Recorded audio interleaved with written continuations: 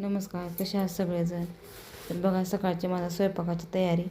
मी इथं पीठ मळून घेतलं आहे. पीठ मळून घेतल्यावर 10-15 मिनटं भिजू घातलं की मी छान भिजतं ती चपाती छान होती मऊ. तोपर्यंत तिकडं काल आणलेला भाजीपाला जे होता ते नीट करून घ्यायचा होता मला. तर मी बसले आणि आज शुक्रवार आहे मला. तर आज 6वा शुक्रवार आहे माझा, शुक्रवार येडेश्वरी मातेचा. आणि मला तर काही जेवायचं वगैरे नाही, नाश्ता वगैरे काही नाही केला, चहा वगैरे घेतला. आता हे नीट करत ठेवले होते आणि कढीपत्ता वगैरे आणले होते, आपला गावरान कढीपत्ता आणि टमाटे, हे सगळंच म्हणजे बिगर फवारणीचं आहे. मस्तपैकी आज नीट करून घेतले. बघा, भरपूर वेळ लागला होता, तुम्हाला दाखवलं नाही. नीट करायला भरपूर वेळ लागला होता असं. आणि हे डब्याने घालून ठेवायचं आता फ्रीजमध्ये, राहते 4-5 दिवस. आता ह्या रविवारी तर काय जाणं व्हायचं नाही, आपलं नव्याची पौर्णिमा आहे. आता कधी जाणं होतं की.